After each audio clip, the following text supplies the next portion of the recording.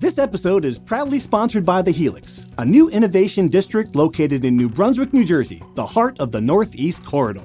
The Helix provides a critical ecosystem for innovation by offering a range of physical environments, a vibrant community of leading innovators, and a strategic central location on the Northeast Corridor. The Helix will uniquely mix workspaces, classrooms, laboratories, venues, and collaborative environments, creating a dynamic community and setting for innovative minds. Universities, startups, Fortune 500 companies, entrepreneurs, researchers, and many others will all call the Helix home. Thus far, the Helix has assembled a community of innovative private and public organizations, such as Rutgers Health, the New Jersey Innovation Hub, RWJ Barnabas Health, Hackensack Meridian Health, universities from Ireland and Israel, and others. The Helix is where ideas will come to life. To learn more, visit helixnj.com. This podcast is brought to you by the Heldridge Hotel, New Brunswick's only 4-star hotel and a preferred hotel of Rutgers football fans. The Heldridge helps you make the most of your game day weekend, providing premium accommodations in the cultural heart of downtown New Brunswick. Restaurants, bars, theaters, parks, museums, and more are only steps away. Whether you're traveling alone or with a large group, book your stay at the Heldridge and make the most of your game day weekend. Visit theheldridge.com today. From NJ.com and the Star Ledger, welcome to the Rutgers Rant, your one-stop podcast for the Scarlet Knights, with your hosts Steve Politti and Rutgers insiders Brian Fonseca and Pat Lenny. Let's start shopping. All right, hello everybody. Welcome back to the Rutgers Rant. An easy peasy 26-23 victory over Virginia Tech. Yeah, it was something. That was a wild game. Anyone, I kind of tweeted this, anybody would have signed for a 26-23 victory in Blacksburg. But man, the way that game turned out, certainly there were some therapists who would be earning their hourly wage this week. How you fellas doing? How was the trip back from Blacksburg? How was the trip overall? Very good. I thought it was a great experience. I thought my going through Greensboro worked out great. So I loved it. I saw a new part of the country I had never seen. I saw that the South is beautiful and unexplored, and I very nearly had a heart attack in the press box as Rutgers, a game that practically was over, turned into this maniacal last-second deadline story. We had to rejigger 100 times. So the juices were flowing throughout the trip. Yeah, it's funny. And for people that don't, we talk about it during the game, like, what are we going to write? And so on our text chain, like, it's 23-7. They're driving for what looked like it was going to be a touchdown. And I text, like, I think I'll write a big picture column about how this sets up for a great season. And then like a half an hour later, like, no, I'm going to write that this is the worst loss of Greg Schiano's era. That's how quickly it shifted. And Greg Schiano said as much afterward. He's like, look, there were a lot of ebbs and flows in that one. I think what bothered people are not the ebbs and flows, but some of them seem certainly self-inflicted. Let's talk about that. I mean, you guys asked Greg about a couple of those decisions, fourth and goal from the 1, the pass play there. I think a lot of people had trouble with that.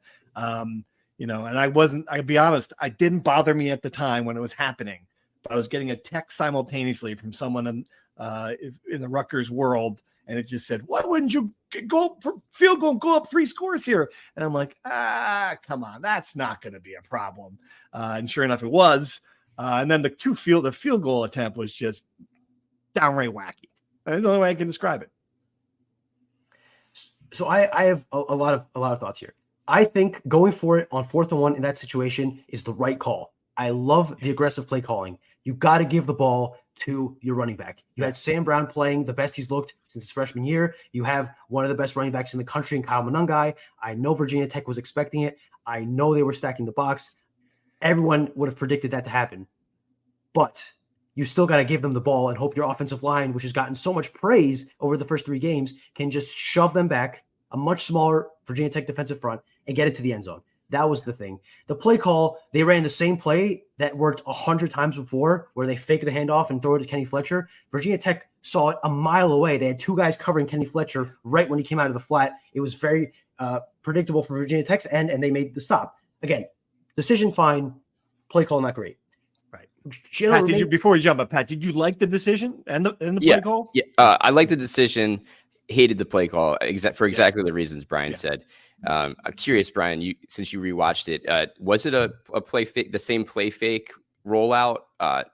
Okay, that doesn't work on 4th and goal at the 1, right? Like everyone is expecting you to run. The reason it worked 100 times before was because Virginia Tech had 9 guys in the box and they're all thinking run. So then you pull it out and you throw it and it's a great play. It's not a great play at the goal line. So yeah, hated the play call. I don't mind going for it there. The field goal was ridiculous too. I want to go on that, right? So Greg Schiano's reasoning with that was he was staying aggressive, which is similar to the 4th and 1 at the goal line. The same logic. You're being aggressive. I am all about that. I have always been a fan of Greg Schiano being a more aggressive play caller in this second tenure. I thought it was a bit ambitious because Jay Patel had never hit a 53-yarder in his career, and he's not exactly a powerful leg. He's more of an accuracy guy. But again, he missed a 36-yarder earlier in the game, so it's hard to tell what his confidence was at that point.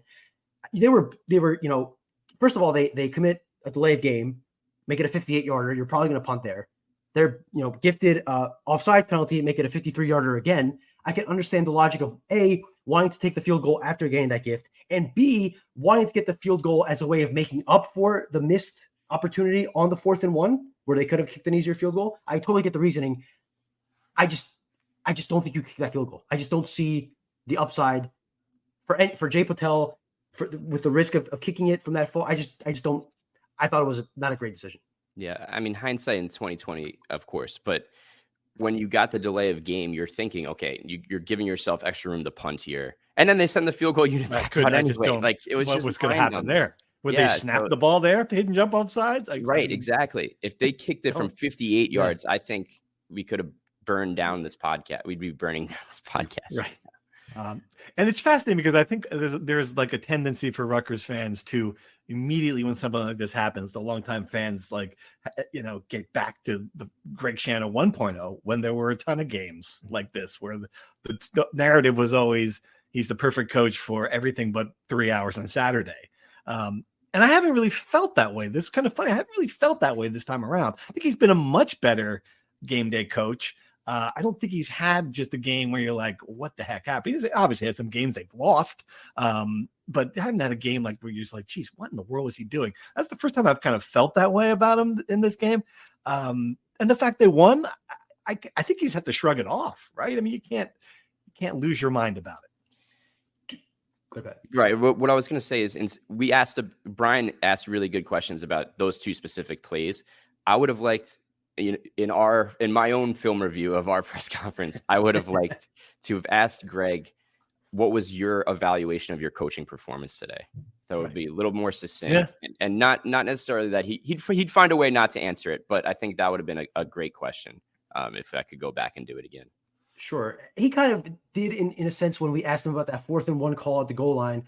And he said, you have 12 seconds to make a decision. You spend the whole week game planning for these situations to make the decisions. I totally understand that. I just think that, again, nobody in the stadium or outside of it would have questioned if you gave the ball to your running back on 4th and 1 at the goal line. I think that's kind of the obvious thing. And two, the second thing, again, I love the fact he said they were being aggressive on those two plays. My bigger question, as far as an even bigger decision in my mind, is when they had a 4th and goal, not a 4th and goal. I think it was a 4th and 1 or a 4th and 2 near midfield after that. And they decided to punt it in plus territory. That to me was 40-yard line. Yeah, it was. That was that to me is maybe and that was when Virginia Tech was surging offensively and playing with some momentum, which you can believe in it or not. But Greg Schiano mentioned it himself in his press conference. Yeah. So I think if you're there in that situation, that's the one they should have gone for, and they didn't. So it just, none of it made sense to me. And it felt like everything was snowballing on top of each other. And it almost felt like, I would love to ask Greg this. I don't know if he'd be able to answer this, but it almost felt like he was playing on tilt. It was like when you're playing in blackjack and you get 21 a couple times and you just want to get all the money back at once. It felt like he was coaching on tilt. And look, ultimately it didn't cost him the game, but it really almost, the way I view this game is the opposite, whatever the opposite of a moral victory is. Right? Sometimes you lose a game where it felt like you played really good. Yeah. They won a game where they probably should have lost, and you probably don't feel great after this. And they did that because they shot themselves in the foot so many times when they didn't have to. Right. I will say this, and let's be fair. They won the game because they made 2 incredible plays after all that happened. So let's get that credit. The screen pass call was just we're going to talk about that forever because of this podcast could be called the Rutgers non-existent screen pass. Was just a brilliant call. Ian Strong, greatly executed, 65 yards. I mean, imagine if that drive stalled out, what we'd be thinking about that game, and to get it right away, like no stress, no 3rd and 8, no nothing. It was just first play, bang. That was the big one. And then look, I mean, Robert Longerby makes a great play, and I think that was, and I'd love to, another question we can ask. I think that was a cornerback blitz, at least it looked like on screen. So for him to make the leaping play, bat it in the air, catch it, and to end the drive because after the field goal put them up by 3, when Drones had all that time, Virginia Tech had all the momentum, I was certain that this game was they're gonna lose this on the last second touchdown. Instead, again, the drama was trying to figure out how much timeouts, how much time was left. And that's the third most important thing. Give them credit for getting the first down when they needed to. Kyle Monangai wasn't his best game, goes out there in a crucial situation behind that line, and make sure that they can win the game on offense and kneel down and take it. So you got to give the players credit at the end of that game. Players deserve a lot of credit, and they were faced with a lot of adversity. The offense picked up the defense, and that's what teams do. That's like when in critical situations, you want a well-rounded win. And one unit didn't play great, but another did at different moments. So I think what you saw today or in this game was just some resiliency from a team that found a way to win. And that's what good teams do to me. They find ways to win. Conversely, teams that lose close games it comes down to coaching and misexecution. I thought Rutgers executed at a very high level despite some poor coaching decisions like we talked about. So I thought the players deserve a lot of credit. I have so many thoughts that these things just keep running to my mind as we're talking about this. So let me just dump a bunch of stuff out. Screen pass. Pat made an excellent observation at the game. I would have never realized this. The screen pass last year, again, they had one against Michigan that led to a pick six they were going to lose the game anyway, but that really shut the door. It was a back-breaking pick six. And now almost the same play call. Pat asked Greg, and Greg smiled, so I'm taking it as a yes. It was almost the same play call as the one against Michigan. Nice full circle moment, and as Pat wrote, kind of shows some improvement in the offense. Rutgers, in Kirk Ciarrocca's 16 games of his second stint so far, has thrown a total of 10 screens, 10 screen passes in 16 games. 8 last year and 2 this year. That one obviously was the most successful one by far. And as Pat said in Blacksburg, this podcast has now fixed the train horn and the screen passes. What's next, fellas? We could fix anything. We could world hunger, maybe. I mean, we're on an absolute roll here. Yeah. To start the season. Another decision that just came to mind as we were talking about this. On a drive during the third quarter when things were kind of rolling apart, right at the end of the third quarter, Rutgers gets the ball pretty high up near midfield. They do a pass play on first down, get sacked. They get a pass play on second down, get sacked. Now they're facing a 3rd and 24, and they have to punt the ball back to Virginia Tech, and that ultimately leads for their first touchdown drive. Rutgers running backs were getting 6 yards a pop in the third quarter. Why not give them the ball? I just don't. I know fans were going crazy about that. Why not just run the ball, run out the clock, don't overthink it. Play with the lead. Yeah, exactly. Right. That's not the worst thing. I think I can justify throwing the ball there on first down. Your offensive line had given up 1 sack all season. I get it, but I also understand the frustration of just wanting to throw the ball. I think that took Kirk Ciarrocca from an A+ to an A- overall in the game. That little sequence, because before that, I just thought he's brilliant, and it's just a great game.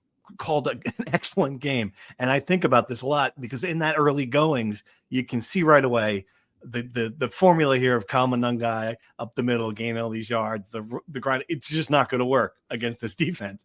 And they did something else. They had those little rollouts with Ethan Kelly McManus. I'm going to mispronounce his name every time since you pointed that out, Fonseca. Just going to tell you right now. They had the nice rollouts, Kenny Fletcher getting involved, Dyree Miller over the middle, all of this stuff. And all these guys, Sam Brown too, all 4 of those guys were not on this team last year. right? So for essentially with Brown's injury. So we're seeing what this offense can be with some talent involved.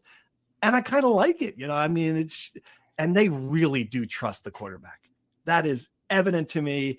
And that's so important. I mean, that if you're one takeaway from this game that above anything else that should give you hope is that they're not playing this offense like they're scared to death every time he drops back to pass. In contrast, they want him to throw the ball. This is an offense that's in a good place. I couldn't agree more. You nailed it there.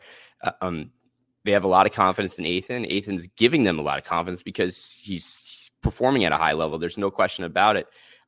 And I want to bring it back to what we said on the podcast leading into the game was that this was going to be a critical moment for Ethan because Virginia Tech is going to commit defensively to shutting down the run, as any team would, right? Rutgers' strength is running the ball, shut down the run. That has to be your goal. But then the balance has to be there. You have to have a quarterback to be able to beat loaded boxes. And he did that. Shiraka called great plays with play fakes and play action to trick the defense. And it just worked time and time again. Every time there was a pass to Kenny Fletcher, it was off play action. And like, I wish I tracked it in the moment of how many completions came off play action because it was a lot. And I thought that was super effective. A great offensive play calling game. If there's anything outside of a takeaway that I wanted to bring up is the defense was once again not great. The pass rush was there. They got the safety with Wesley Bailey on that crazy play, but I still want to see them finish. It's a problem that's dated back to last season. They're getting to the quarterback and not finishing, which is I don't know. I don't know how you can teach that or improve that. Yeah. Sorry, a few things. Pat, you did not track the play actions, but PFF did. He was nice. 8 of 9 out of play action. Wow, that is yeah. The only drop he had was when they did the 4th and 1 call at the goal line. They ran the same play. Virginia Tech read it, and he had to throw it in the dirt. Otherwise, he was perfect. I want to give credit to Kirk Shiraka play calling this. It's very easy to not want to go back to the same play because you become predictable, but he did not fight the temptation to get cute. He ran the same play over and over, and it worked every time. It's not broke. Don't fix it. Keep running it. I thought that was just very smart, simple things to do. With Ethan, a couple of things were very encouraging to me. He was really smart as far as scrambling out of the pocket when he felt pressure. He got sacked 3 times, but it could have been more. They got pressured 10 times, but he always was able to kind of find the right time to relieve the pressure, run out of the pocket. Didn't gain many yards, but he avoided some sacks and turned what could have been negative plays into positive plays. I thought that was very encouraging. He did not force the ball to anybody. That from what I saw, no real bad throws that could have been, turnovers or anything. He always found his 2-3 more popular targets in Kenny Fletcher, who had 7 catches. That's the most catches by a Rutgers tight end since Tyler Croft in 2013, 11 years. Great. Kenny Fletcher has been a tight end for 3 games, and he is the best tight end Rutgers has had in over a decade. Think about that. It's amazing. That's huge credit to Kenny Fletcher, and that's pretty bad reflection on the tight end play at Rutgers over the past decade. Anyway, Kenny Fletcher was a great target. Dymir Miller is looking like the number 1 wide receiver Rutgers really needed, constantly getting open, gaining chunk yardage, making some tough plays. Ian Strong had the 2 biggest plays offensively, I think, this entire game. We're going to point to the screen. Obviously, game-changing, game-winning play. In the first half, he made a catch when Ethan threw it behind his back, adjusted his body, converted a big 3rd down that led to a touchdown drive. Those are plays you need your wide receivers to make. Ethan has to make a better throw, but it's always helpful to have guys who can make plays like that. Rutgers has not had wide receivers like that. To Pat's point on the defense, I totally agree. The defense is not playing up to its reputation this season. Listen, they forced a fumble. They got a safety. They had some big plays. They generally held Virginia Tech in check for the first 3 quarters. They were awful in that 4th quarter. They were getting absolutely gashed, and they were gassed. Yeah, and they were not gassed. They were gassed. Couldn't tackle. Yep. Robert Longerbeam said they weren't gassed. I believe him. They played 20 minutes on the field. Rutgers had the most time of possession of any game since Ohio in 2011. The last time Greg Schiano was the head coach is the last time they had the ball this much. They weren't on the field that much. They could not have been gassed. They were just getting killed by Virginia Tech's playmakers. And to Pat's point, they just could not tackle. And that is very concerning to me. I think again, they played well, I think, most of the game, but the moments that it was bad, it was really bad. Right. I think, yeah, there are a couple, you're absolutely right. And it's really funny to be in this position where we're feeling good about the offense and we're feeling about the defense. The 3 games now getting to the running backs getting to the edge is a big problem. And we haven't talked about it yet, but if Drones was more accurate, Virginia Tech would have won this game because they had 2 guys, not 1 step, not 2 step, twice. He was 3 steps behind the defense and they overthrew him both times. Daquan Felton, twice. Yes. Twice. And he's the guy that got behind the Rutgers defense last year for the long touchdown. Yes. It was crazy. That was a big concern. And I when you see that happen, I feel okay about it. I get it. They're not bringing him down. It's hard to bring Drones down. He's physical, good, mobile quarterback.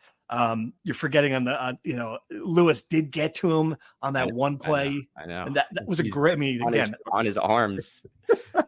That poor guy. Once he gets the sack, I hope he has a dance ready, Aaron Lewis, because man, he's been so close so many times. But yeah, I wonder even with and this is the full defense with Powell and Bailey back. Should we be worried, or is it kind of a case of it's still a work in progress? I think I'm cautious.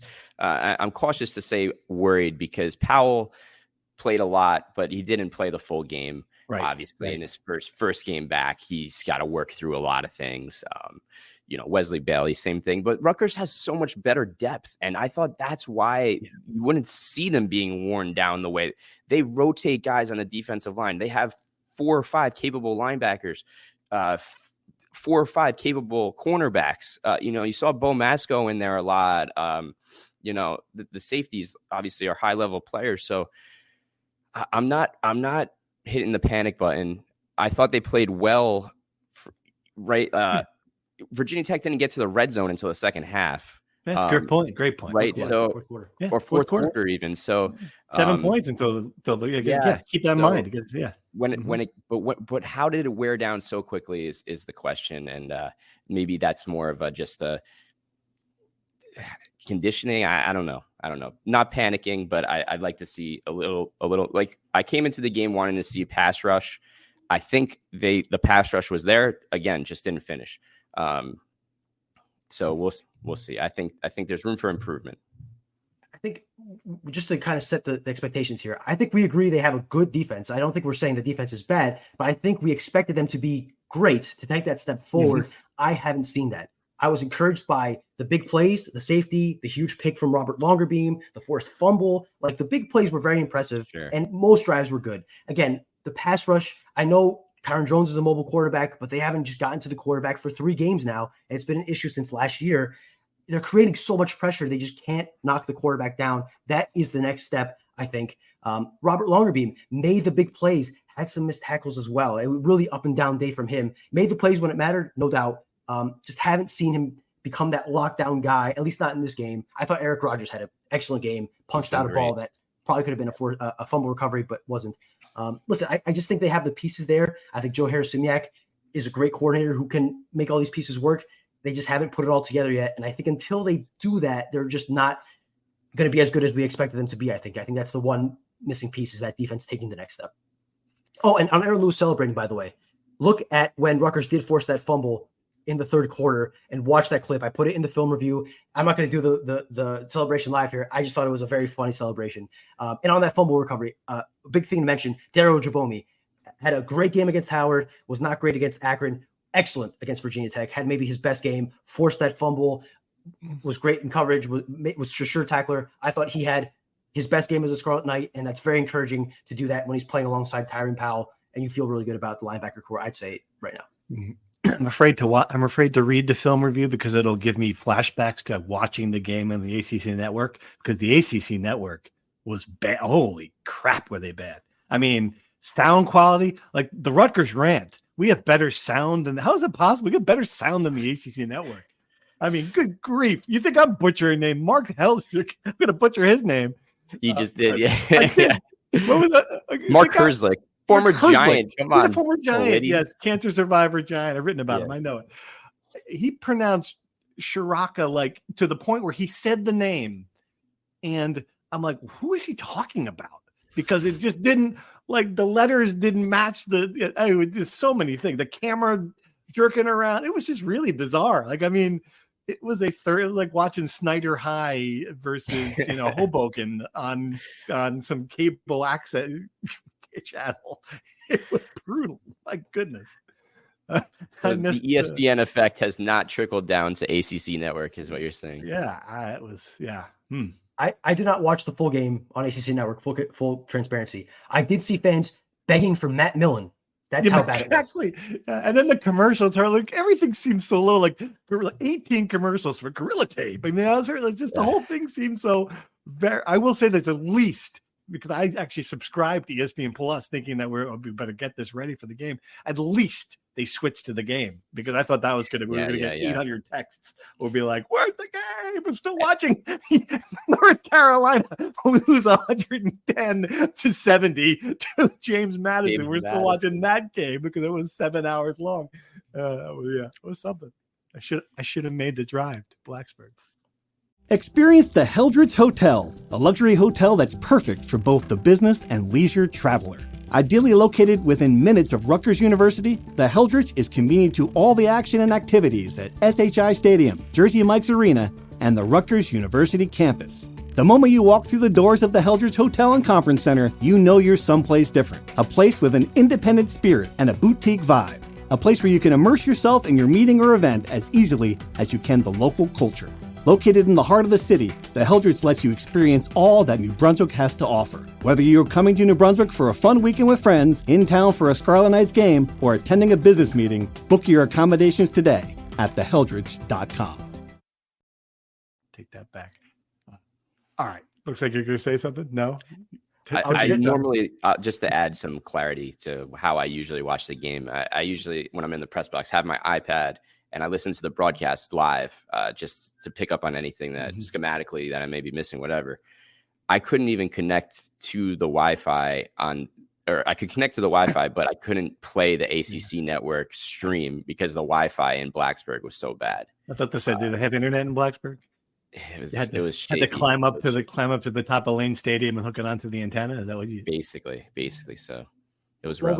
While we're on the press box, I do want to put in a comment from our fearless #1 listener, and Anthony Fusilli, who went up to the press box at halftime and said, "You have to say this on the rant. They did not provide us with food at halftime at Lane Stadium. My poor friend was starving all the way home." Called me on Sunday to drive this point home. I couldn't even get an M&M. I couldn't even get a cookie. He was very fired up. Yeah. If he stuck around after the game, he would have gotten some slices of Domino's pizza. Me and Pat went to town on about 4 slices each, whole pie. It was great. I was starving. And on James Madison, I just want to say, I did stay in Harrisonburg. The only time I've been in the city, and the same day they scored 70 points. Just saying. There you go. I'm just saying. There you go. All right, let's take some questions. I think the questions will cover the rest of the stuff. Thanks for subscribing to the Insider and for following us on Twitter at Rutgers Rant. You can also give us questions there. All right. This one comes up every week. It's kind of appropriate. Now that you've seen what you've seen, would you revise your preseason predictions, or is it all basically playing out true to expected form? I will say this. I've seen nothing that would make me revise my preseason prediction based on what I saw from Rutgers. And now watching the rest of the Big Ten, I certainly see nothing. I watched some of that Southern Cal Michigan game. Southern Cal's, that was the one L I had. Definite L. They stink. I mean, I don't know. They got manhandled by Michigan. Michigan doesn't have a quarterback. They rushed for like 4 yards and still beat them. I mean, again, UCLA loses again. Again, no, it's LSU, but they lost again. Illinois looks better than I expected, but you're going to have that during the season. Yeah. And then I watched some of this game. I watched some of the Washington Northwestern game. They're talented, but I mean, they're not unbeatable either. So I picked 9-3, sticking with it. You guys, what do you think? I saw someone out there. I don't know what bowl projection had it. Certainly not one of the ones. I saw this on social media. It might not even be true, but someone was commenting that somebody predicted 10-2, or Rutgers was going to go to the Citrus Bowl. I saw that. Oklahoma. Yes, you saw it, right? 24/7, I think. Yes. I'm not making. Okay, I'm not making this up. If you go back to our preseason predictions, I predicted 10-2, playing Oklahoma in the Citrus Bowl. Did you do? No, they just yes. There you go. So I will not change Right it on now. the money. Why No would way. you do it? Yeah. I had him at 8-4. I still think that's probably the floor, honestly. Like, I think, well, I shouldn't say the floor, but I think that's the realistic scenario. I am more confident in the offense today than I was in the preseason. I'm a little less confident in the defense than I was, especially now that they don't have Mo Toure. So I'll call it a wash. I think Illinois has been more impressive than I thought it was. I thought that was an auto W. They looked awesome against Nebraska. Mm-hmm. I still think Nebraska is good. Their quarterback is very impressive, even though he missed surefire game-winning touchdown in the fourth quarter against Illinois. It happens if you're a true freshman. SC is not as great as we thought. I still think they're going to be a tough out in Los Angeles. Too. Sure. I still think 8-4, maybe leading 9-3. If you asked me in the first half on Saturday, I'd say this team was going 10-2. After this, I'm still staying at 8-4. Right. And again, which is fine. I think you would sign up for this after 3 games if this was the preseason. Of course, yeah, and it just comes back to the same thing we talked about before the season. Whereas in previous years, 12 games, 6 of them, you're like, they're going to lose. There's no way they're going to win any of these 6 games. This is the first year that Rutgers has been because Greg Schiano has elevated the talent, improved the program, A, and B, because the schedule. First year in forever that there's not a single game on the schedule that is just ain't winning this. And that's no question the difference maker. All right, we got like 17 questions about this directed to our one and only AP voter on this panel. Do we get an AP vote from Fonseca? Hey guys, do you think Rutgers gets ranked in the AP top 25 if they beat Washington, regardless of how they do it? What's it going to take for Fonseca to vote for Rutgers? They got 5 points from coaches, question mark. There's a win Friday, get a vote. Okay. The floor is yours, AP voter, doing something you don't get paid for that you get all sorts of grief about. Fire away. You don't get paid, right? No. I don't. It's a labor of love and respect for the game of college football. The only price I pay is getting ambushed on my replies and DMs whenever I forget to rank Tennessee in the preseason, which, in fairness, I look like a real bozo now after doing that. Forgot to rank Tennessee. I completely forgot. That's the honest truth. I could say that now, and I hope the one Tennessee listener listening to this podcast can go back to Knoxville and report. It's Clay Travis. He's a big fan of the podcast. Yeah. I hear. Complete oopsie on my end. Hand up. I messed up. Anyway, the answer is the same answer I give every week. It depends on the other results. It depends on how the bottom of the top 25 shakes out. It depends on how dominant Rutgers looks. The question I asked somebody who asked me this on Sunday is, looking at the first 3 games, at any point, and I'll ask you guys the same question: did Rutgers look like a top 25 team to you guys at any point? The first half, sure, absolutely. The first half of that game, it did. Absolutely. Yeah. Right. Yeah. I got a rebuttal for you, Fonseca. Please. Do you vote for Washington State? I did. Okay. What's Washington State's best win? Washington. Ooh. If Rutgers beats Washington, look at this. Would you vote for Rutgers? I saw that coming from the moment he started this. He's going down this road. He's setting it up. Pat's got the whole. Yeah, it was good. Easy. It's easy. Washington is the next team into the top 25, right? According to votes received. You know who second is? Second most votes received this week? Indiana. I will say, I don't buy the Indiana hype. I did not vote for Indiana. Wild. Really? They're playing Maryland this week. Maryland's getting 6.5 points on the road at Indiana. Wow. Take those points too. Yeah. That's a wild.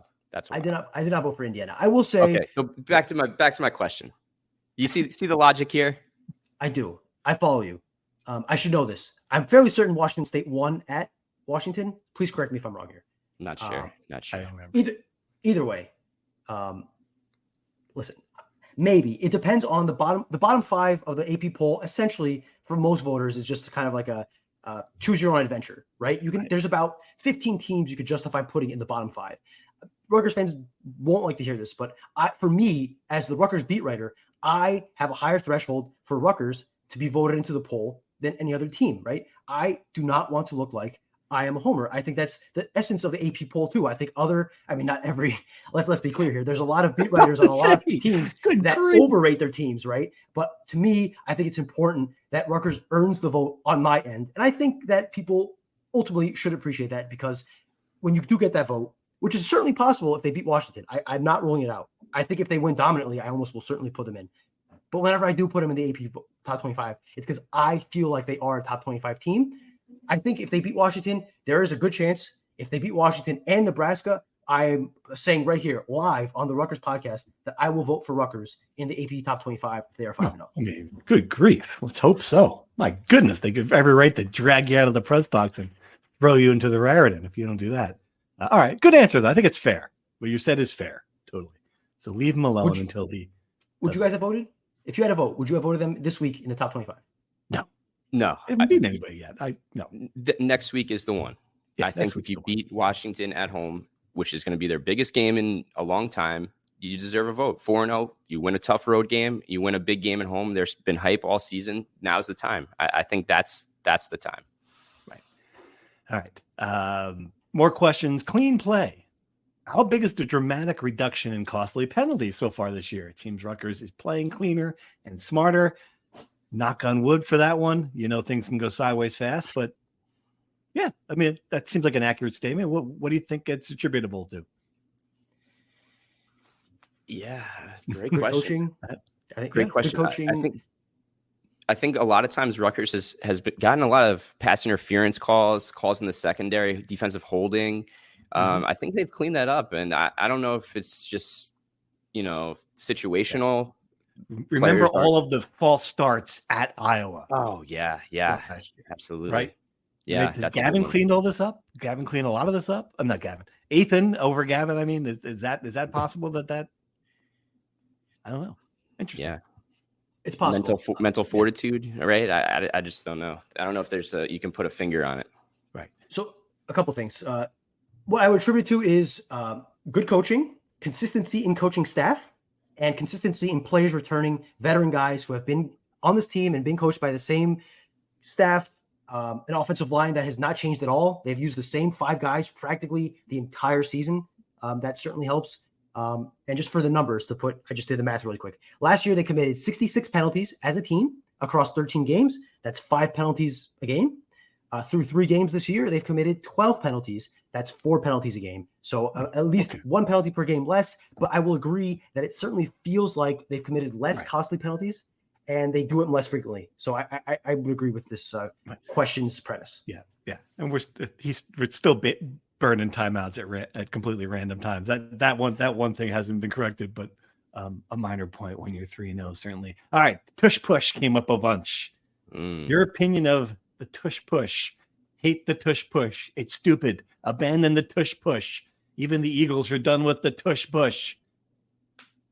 I mean, I don't know. Maybe I can see the point, but they did score a touchdown out of the tush push. It was another kind of cool little play that kind of got a tush package, we should call it, without getting, creepy. What do you guys think? Tush? Done with tush? I'm done with it. Yeah, I'm done with it. I'm done with it because I thought, like in the NFL, a lot of teams tried it after the Eagles had so much success with it and realized that the Eagles are really good at it because Jalen Hurts is really good at it. I think at Rutgers, Gavin Wimsatt was really good at it. And I think Ethan is good, but not great. So I think to run it out every time on a 1 yard distance, I think is a mistake. Especially when you have two power running backs that you have a lot of faith in. So I wouldn't say completely done with it, but I don't want to see it every single time on third and 1 or 4th and 1. Yeah. It's a little easier with Gavin Wimsatt than it was Ethan, who, by the way, if I have one fear for this team right now, it's him getting hurt. Every time I see him, he is 6'1", 180 pounds. He's not Gavin, a tight end playing quarterback. He got hit a couple times, threw up. Yeah. Anyway. How about his line after he threw up? We asked him about it, and he's like, Coach Schiano tells me to leave everything on the field, and I did today. Great line. I wonder if he workshopped it, or someone wrote it for him. If he has a ghostwriter. Either way, great line, very funny. Great line. And very smart of him because he makes that joke, and none of us followed up to ask. But seriously, why did you throw up? We never got. Very smart. What the hell happened? Your intestines, concussion. What's the problem here? Yeah, I know. One thing I want to say about the tush push. The fact that they had to run a Rutgers Ruski, a fake tush push, essentially, for it to be successful kind of shows me that they don't have enough people to push the tush properly to be successful on the tush push. Right. So I say you push the tush push to the side and you move on to something else. All right. This was a great point, and it didn't come up nearly enough because we're talking decisions. Why didn't Rutgers go for 2 when it scored to make it 22-7? That would have turned it into a 3-possession game.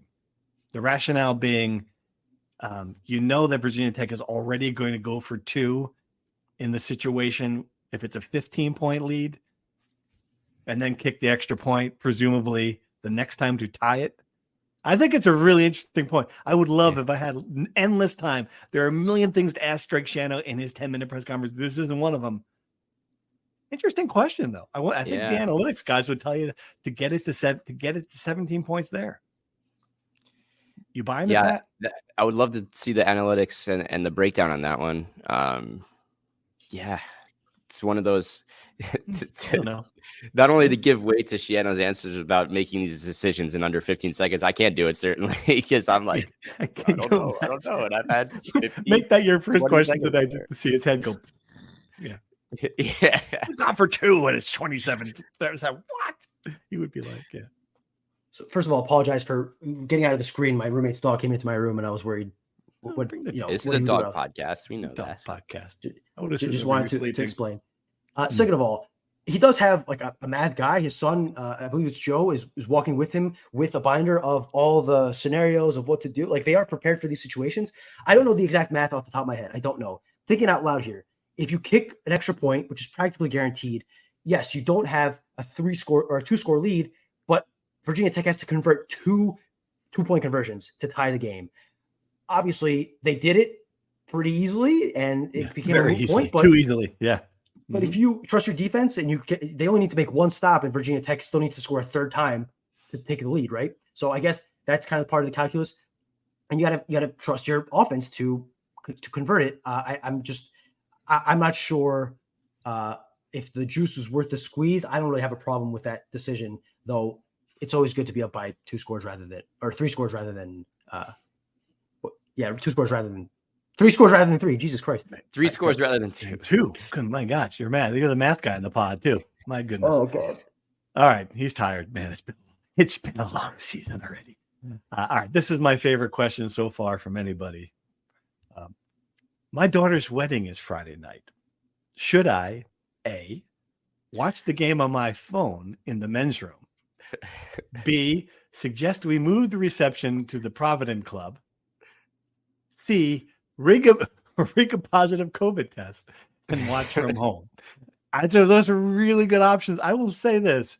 I think we're missing some information to this texter. And thanks for the question. How many daughters do you have? I mean, if you've got another one in the pipeline, if you've got like 2 or 3 daughters, I say, honey, this is devastating. But look, just get the little red marker out, draw the line on the COVID test. I don't want to ruin this for all of your guests. Would a positive COVID test even get you out of a wedding these days? I think your daughter's just going to slap a mask on your face. You're going to have an awful night. Yeah, daughter's father dance with the mask on. So many questions. Did she schedule the wedding for a Friday night because it's football season? Yeah, exactly. Well, no, I'm not going to do it Saturday. My dad will kill me. And then they moved the game to Friday night. There's a lot I want to know about this. I feel bad for her. Oh, this sucks. Oh man. I think that is the case. I think you nailed it. That she probably did a Friday wedding just so her father could go watch the big Rutgers game, and it completely blew up in her face. Here's my suggestion out of left field. I agree with you. COVID, it's 2 years too late for COVID, pal. You got COVID, go to the wedding anyway. Deal with it. It's your daughter's wedding. So what? Anyway, I am giving terrible advice to all of our listeners between Sue and Somerset. And this Sue from Somerset's like, she's taking the popcorn. Where's Brian going with this? Here's my out of the box suggestion. If he has not gotten a vasectomy, do what they do in March Madness to get out of work. Get a vasectomy 2 days before and say, sorry, honey, I got to stay home and rest. Enjoy your wedding, and I'll see you for, your sister's wedding or your brother's wedding. I think that's the only real option you have, and just doctor a document to show you, set this appointment 2 years ago. Otherwise, you got to go to the wedding. And if he's got a daughter in college, he does not need a vasectomy at this point. It's already too late for that. Sorry.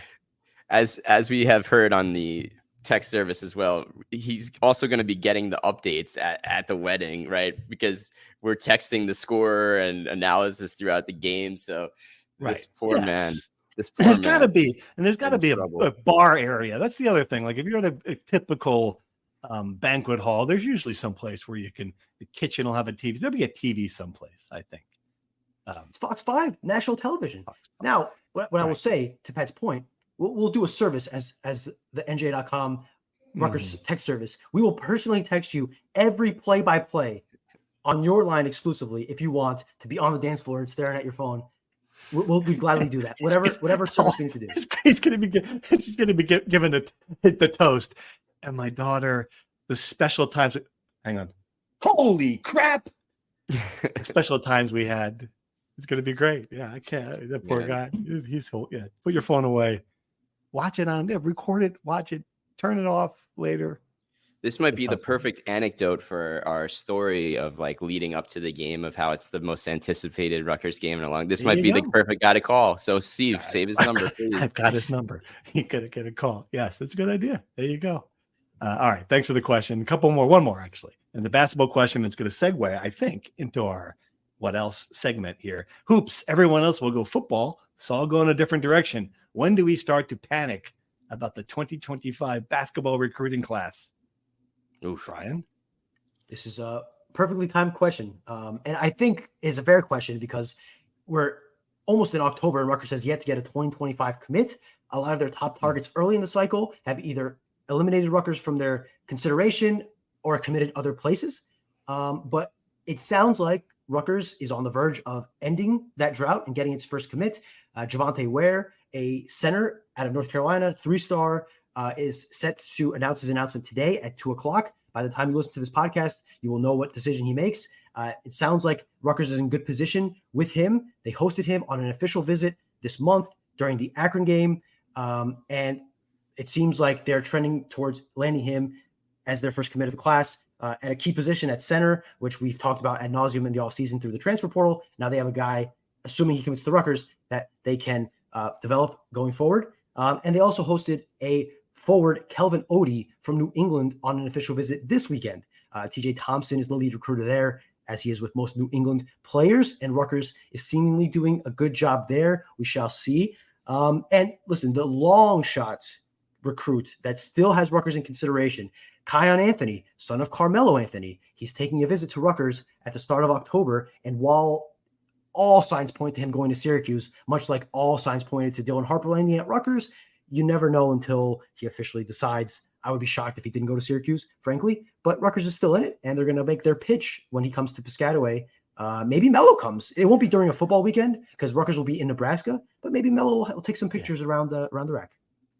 Yeah. In some ways, you got to be crazy to think about anything beyond this season in basketball, but it is, I will say, I think it's right to be concerned, and not just because obviously you're not going to get another Ace Bailey, you're not getting another Dylan Harper. I mean, this is sort of the moonshot year for that. I get it, but I thought that getting those guys would at least, make Rutgers a regular, like they'd be a 4-star. They had gotten to that level now where they were going to just, get guys like that. It hasn't really happened. That said, the other alternative, of course, is to live in the portal these days. The problem is we know that that's not exactly a viable path for Rutgers in a world where that costs money. So yeah, it's interesting, but please enjoy this season. Worry about that some other day. You would hope. The same issue is in high school as well. I mean, you need for these high level 5-star kids, you need the same, money as the transfer portal targets. Like that's just the reality. And Rutgers is clearly lagging behind as we talked ad nauseum about in that arena. What I will say about momentum, right? I agree that it is concerning that this 25 class is looking a lot closer to the first classes under Steve Peichel than they are this class. I think that once these guys take the court and play and fill out the rack and some excitement, that'll build some things. Maybe not for the 2025 class. It might be a little too late for that as far as their top targets. But in 2026, I think that certainly gives them some boost and something to, you could talk about Dylan Harper and Ace Bailey until your face is purple. But when you have video and you have media, you have pictures of the rack, of the atmosphere created by those guys and what can be done at Rutgers, that becomes a much stronger selling point than just saying, hey, we got these two guys. Why don't you become another highly ranked kid, come to Rutgers? That'll be a little bit more powerful. Yeah, great point. Yep. All right. What else? We got Evan Simon at 6 touchdowns. And it's funny. I saw a tweet about this, and now I realized I didn't look it up to make sure. It could have been a fake tweet, and was just talking about it as if it's fact. Evan Simon had 6 touchdowns. Touchdowns. I don't know, touchdown passes for Temple. Well, I would not have. I mean, that's wild. Yeah, that is wild. Yeah. Would they play? They cut it down to 5. The stats corrected to 5 touchdowns. Okay. 4 passing, 1 rushing. This is his second start for the Owls. And it was against, I want to say, Ohio. I could be wrong. Let me look it up. Live fact check. What's your guesses, guys? What's your guesses? I'm saying Ohio. Okay, Ohio sounds good. Kent State. Kent State's bad. No, Kent State played Penn State. It was like that. Yep. They gave up 700 yards of offense. Yes, that's right. Yep. You guys won't guess it. It does end in state. You won't guess it. I'll give you guys one more guess if you want. Illinois State. Utah State. Utah State flew out to Philadelphia. They were good. They got spanked. Huh. How about I that? thought so too, but maybe they are good, but Evan Simon's better. There you go. Who would have guessed? And Gavin Wimsatt also scored his first touchdown in garbage time against Ohio. There Kentucky you go. fans, what? We're throwing out eye emojis like you wouldn't believe. Like the good eye emojis or the roll like, look at this eye emojis. We got ourselves a quarterback, that kind of thing. Yes. Yeah. The Gavin Wimsatt comes out for garbage time, throws a nice deep ball, runs in for a touchdown. The eye emojis of like, oh, quarterback controversy? Is our second quarterback better? Free Wimsatt. I saw some of that on the fringes of the Kentucky fan base on Twitter. I don't think it's going to happen, but it is cool to see other fan bases excited about Gavin Wimsatt. And I think that the reaction from Rutgers fans to these things is always interesting, right?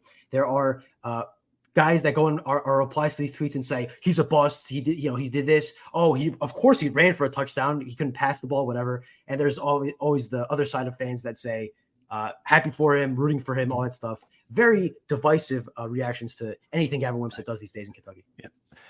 Also, if you thought that having Gia German on the podcast would put whatever jinx the women's soccer team, it did not happen. They won again on a beautiful kick to Riley Tiernan for the goal. A Tiernan assist, I think, was it past her?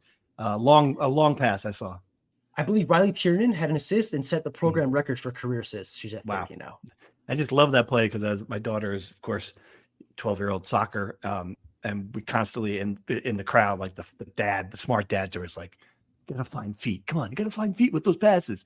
And I'm always like, you gotta kick the ball as hard as you possibly can, and just hope that there's someone there to pick it up. And that's what happened. It was a great pass, kicked it very far. A Rutgers player picked it up and put it in. So there's proof that my theory on soccer is the right theory, Brian. We've lost the last 2 games 11-0. You are the Sam Allardyce of this podcast. You will not get the reference, but he is the classic English manager where he says all this new age tiki-taka nonsense where you try to pass the ball at the back. Forget that. Do meat and potatoes, old-fashioned football. You pass the ball to the center back kicks the ball 50 yards down the field to a target 9. He chests the ball down. He passes it to the winger shoots it from outside the box, top corner. It's a goal. None of that other fancy nonsense. Just put the ball in the back of the net. The problem is when you pass it up in the middle, then the other girl takes it and happens every time. So there you go. That's what I sit there on just like, come on, just kick the ball hard. And the other problem, since we're talking about my daughter's soccer team, she had 2 great centering passes and the other girls blew it. And I'm like I'm texting with another text group. I'm like, got to write a column ripping. It's just absolute going lip shit on this girl. Got to find the back of the net with a pass like that. Wouldn't it be great? All of a sudden, if I suddenly write a column on the lack of sound scoring fundamentals in youth soccer, you know the reason. Nothing to do with anything but that. All right. Anything else? We done? Well, a couple hoops notes. Really quickly, I wanted to also talk about. We could start with the Big Ten schedule. Came out yesterday. We knew the opponents they would face. About this. Yes. Not yesterday. Sorry, last week. We knew the opponents already, but now we have the order. Exciting. This week or maybe next week we'll get the times. Whoa. Yeah. The slow drip from the league is infuriating. Anyway, was hoping any of you guys had any takeaways from the 2024-25 Big Ten schedule for Rutgers men's basketball. Yeah, I guess the big talking point was whether the game against Michigan State is moved to Madison Square Garden. Some people love it, some people hate it. Some fans, of course, on both sides of there. So I personally, going back to the last Michigan State game at the Garden, I thought it was just a great day for Rutgers, right? You saw a lot of important people there.